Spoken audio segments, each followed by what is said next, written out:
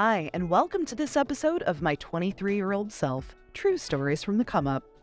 I'm Zena Burns, and today we're talking with April Carty-Sipp, the Executive Vice President of Industry Affairs for the National Association of Broadcasters. April has lots of great information to share about how she's risen through the ranks in her 20-plus years experience in the TV industry and in her role at the NAB. On our second ever episode, we were able to do something very cool. Record it live on the convention floor at the recent NAB Show in Las Vegas. We'll hear more from April about the show, and we'll hear one of her secrets for getting noticed by potential employers. It may seem old school, but it works, and it costs less than $10 today. We'll hear how a PowerPoint presentation helped April land her first big promotion to a management role. She'll tell us what role the Philadelphia Phillies played in getting her to where she is today. And we'll get her advice for finding those all-important mentors who can change the course of your career. Let's hear the story of April's come up.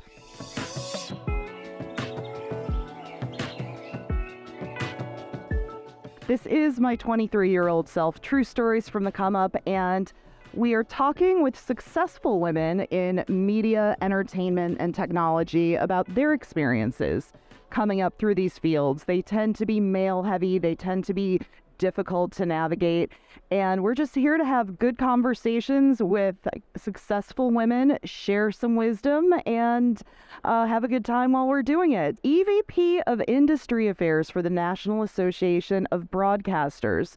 Now, for people who might not know what that means, what are all the great things you get to do? Well, first, thank you for having me. I'm honored to be here. The EVP of Industry Affairs for NAB means that I am really active in advocating, innovating, and educating with my team and with all of NAB for broadcasters, both radio and television, which there's thousands of them and thousands of stations all across the country.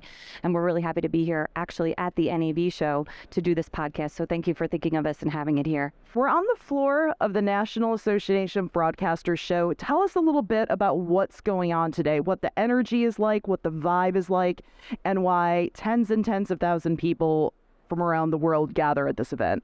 Absolutely. I'm happy to say that we're going to announce over 65,000 attendees to this year's show. Hi-oh! Which is absolutely amazing. The audience are people that are really interested in media, entertainment, and technology, and we're really excited to have celebrate our 100th anniversary. I was actually sharing with a colleague, it's the 100th anniversary of the NAB Show, the 100th anniversary of NAB. I said, for me personally, I used to work for Disney. It's the 100th anniversary of Disney. The college I went to, Rowan University, turned 100 this year, and my grandmom turned 100 this year too. So I was looking up all of the things that turned 100 this year that were really special to me, and it was absolutely astonishing. So 65,000 people with everything that is going on at the 100th anniversary of NAB Show. What was it that caused you to be so kind to carve out some time in your schedule and join us on the podcast today? When I heard you were doing this podcast and what it was for, which is for people to learn from other people's experiences on how to break through in their career in the business, I was honored to do it. It's something I'm really passionate about. Absolutely love helping people find their first job or networking them to get their first job.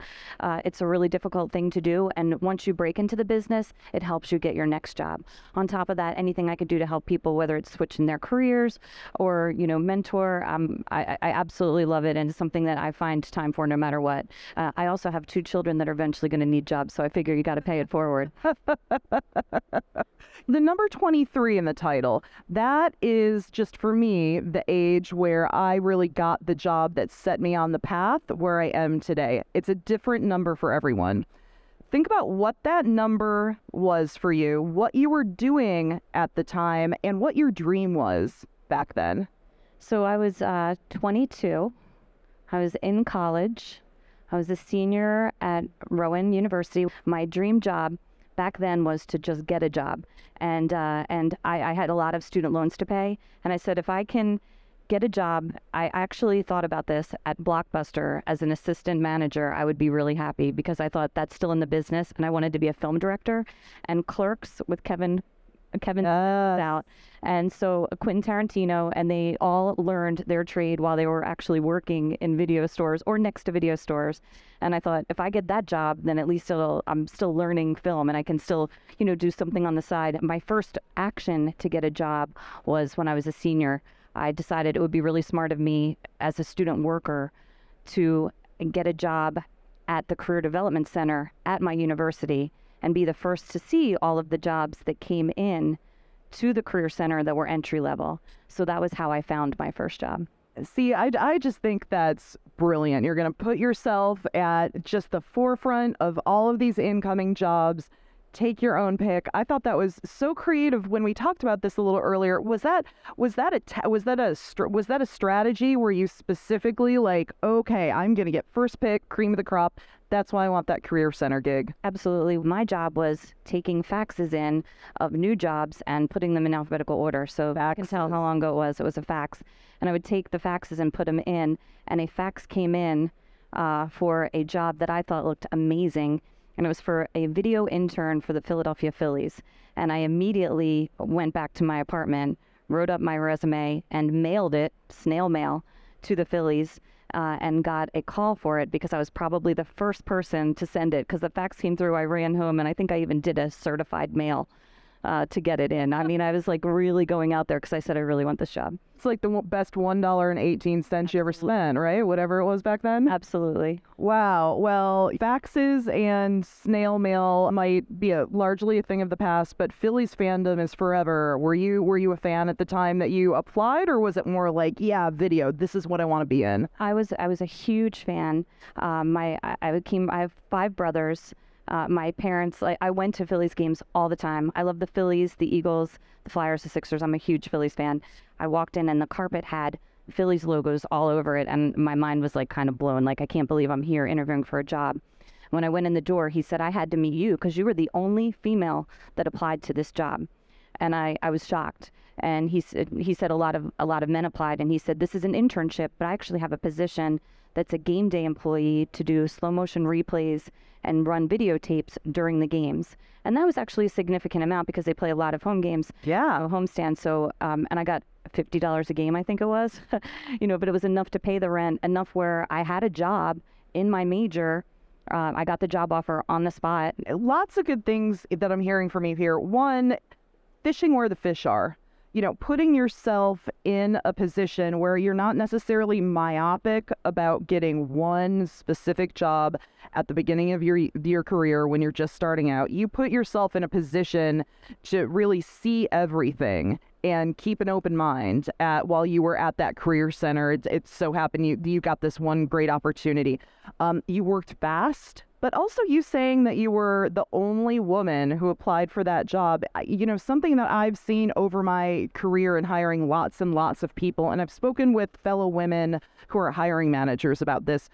We oftentimes see a trend where we'll get resumes and applications from men who, let's say they tick the boxes on 30% of the requirements or the degrees they might need, which personally I'm not a huge believer in needing a degree for a lot of jobs.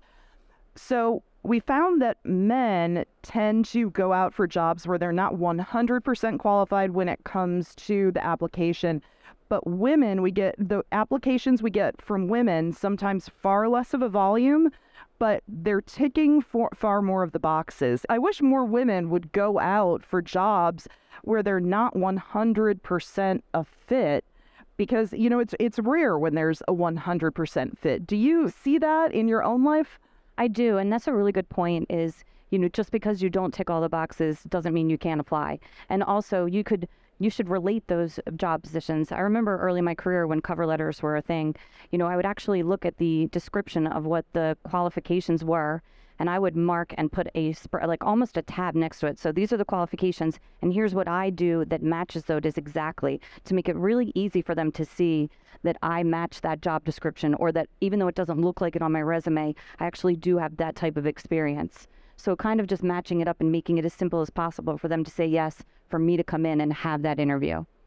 I love that, especially as simple as possible. when hiring managers are completely buried under applications and resumes, the easier you can make it, makes it more likely that they're going to focus on what you're doing. Yeah, now it's really different too, because a lot of things are termed out or taken out because of key terms. So you might not even get to see your resume if you don't write those key terms within your cover letter, within your resume at this point in time, because a lot of it's taken out through AI or through some sort of aggregate system or screened by an HR person before it even gets to the hiring manager. So it is still different, but really important.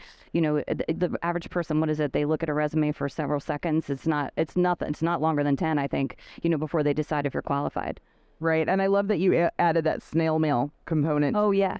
I will tell you that I actually did that twice. Even in 2012, I sent at WPVI, when I was a vice president of programming, I saw my job that I loved at NBC was moving to Connecticut, and I did not want to move.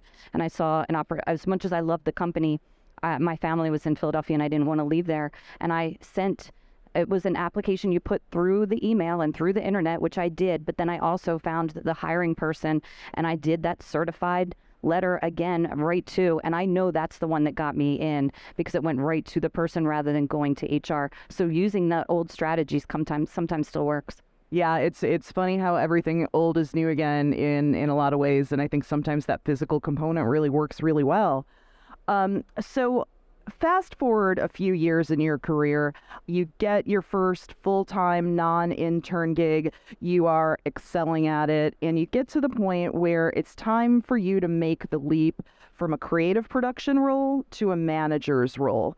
I'm curious, when you decided you wanted to go out for that management role, how did you pitch yourself for it? Oh, that's a really good question. So when I went from creative to a manager role, my boss was going to look outside, and not that I couldn't have done it, but I was still seen as just a creative type. So I put on what is my best hat, which is creative, and I created an entire pitch deck on why I should be hired to manage that position instead of hiring someone that has been managing before. And look at all of the projects that I've done over the years, and look how I actually did, once again, manage those projects, and I managed the creative process. And so I put it into a, back then, PowerPoint presentation. I went in his office and I pitched myself, and I said, you don't need to hire someone, you need to promote me. Many things I love about that. You were proactive. You didn't wait for something to fall in your lap.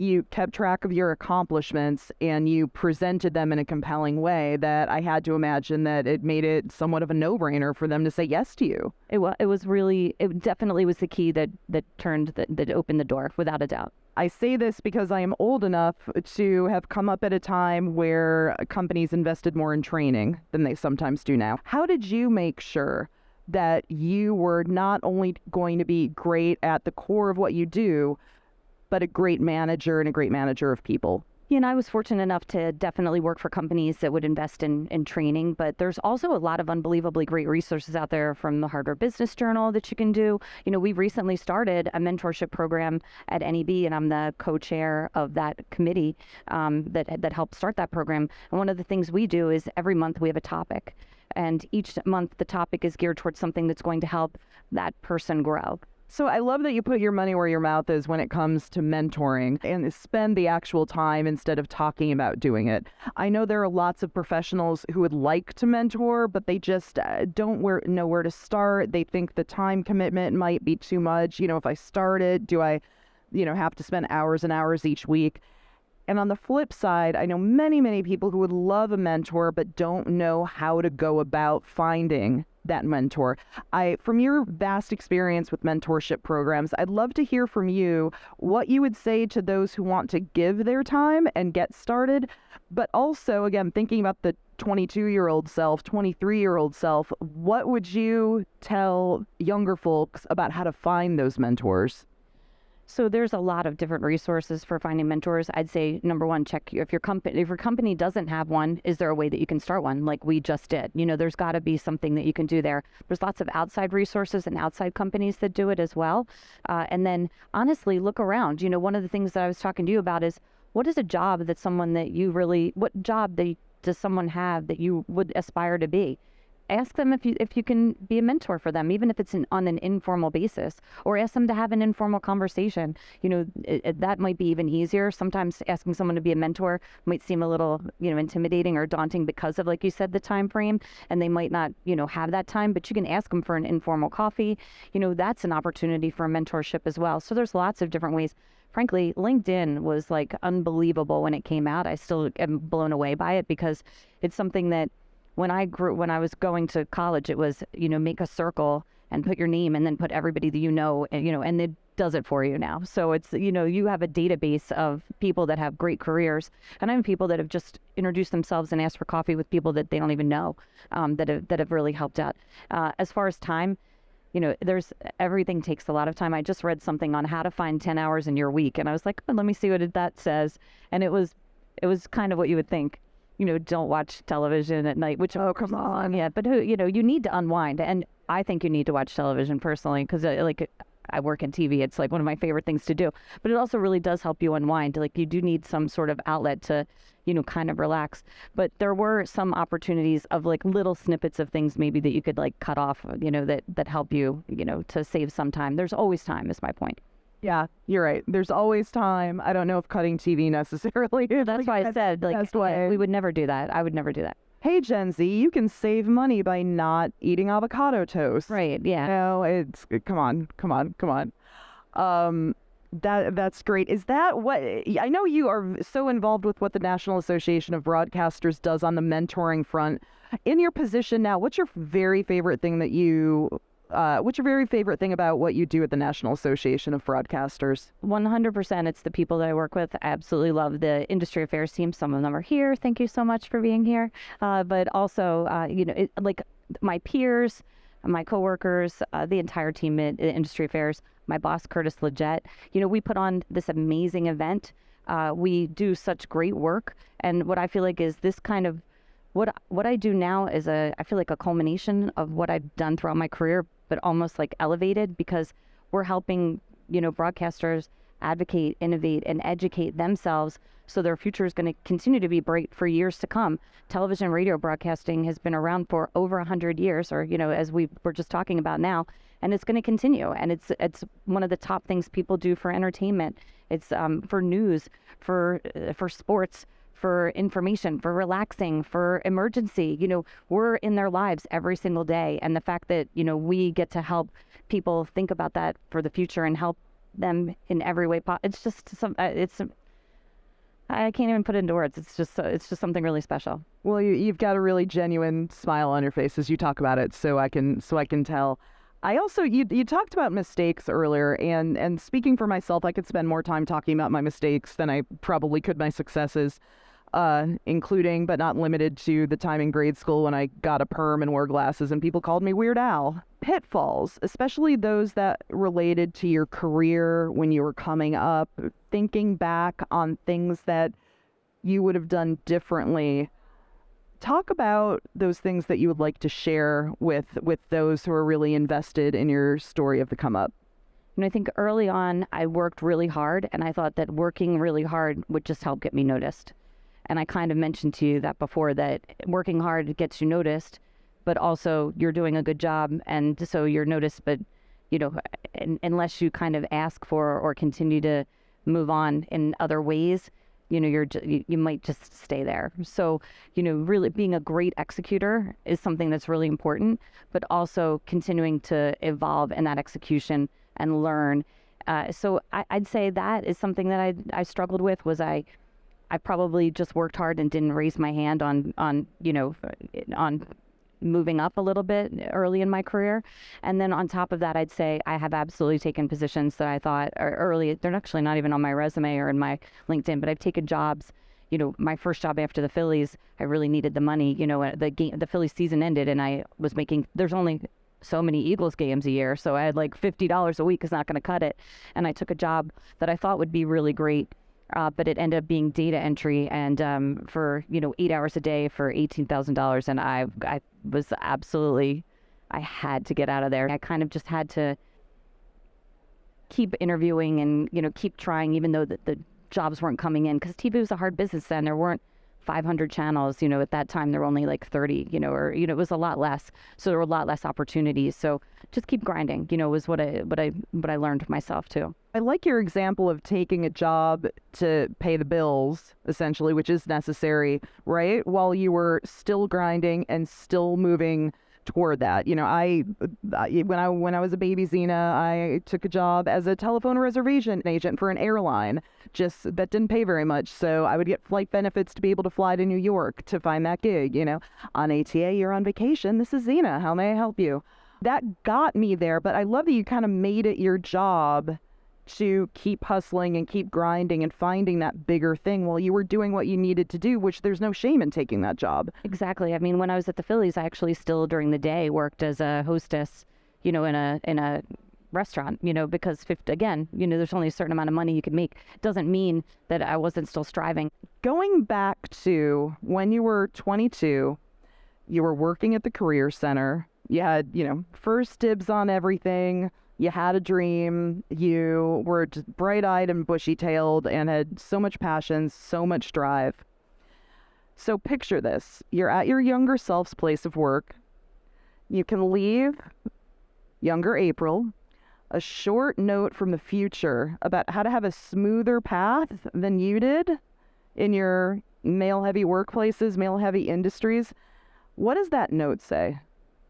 So when you asked me this, I said this is going to be a hard one, and so I wrote it down to write myself a very quick, short letter, and says, "Hi, April," and it has an emoji, smiley face, because I like emoji smiley faces. It says, "Hard to imagine what you'll be doing in 5, 10, or 15 years when you get a increased opportunity and job. In the very near future, people will be creating all the content that you just learned in college on one device that they can fit in their pocket and share with the world in the blink of an eye," which is unbelievable. That said, I'm sad to say that the Jetsons flying car is still not a thing. So you will get stuck in lots of traffic going to work. But in all seriousness, be ready for lots of change and exponential growth. Keep up the hustle. Continue to be your best you. Smile more and worry less. And remember to keep those goals updated. Use the device that's in that pocket to continue to remind yourself of your goals and help to accomplish them. And then I said, don't call it a dream, call it a plan. April. Don't call it a dream, call it a plan. It's on my phone. I've had it on my phone for a few years as my screensaver. And because dreams are amazing. I love dreams. But a dream is something that you wish for. A plan is something you look at and actually execute. That's fantastic. I think that's important information for anybody at any stage in their career, right? Don't call it a dream, call it a plan, develop action items around it, and that's how you're going to move up. And I think that's just a beautiful letter. Last question. I want to focus on some younger talent coming up right now, talent on the come up. You were coming up back then. Is there a woman in your life, either personal or professional now, that you take a look at and you're like, she really has a lot of potential, the world needs to know about her, and I'd like to shout her out? Sure. I mean, I work with amazing people in the industry affairs team and as well as my organization, and several are here. But I'm going to pick someone outside of my organization just to keep it fair. I would say Nicole Brown. She works for Twitch, and I was her mentor, but really I think she also mentored me. She's absolutely amazing. She was working for a while at the Recording Academy and doing content for the Grammys, and now she works as a liaison with record labels for Twitch and for their platform, and she's just a rock star. I actually had her as my guest at an NAB show a few years back, and she's continuing to really shine and is just an amazing person.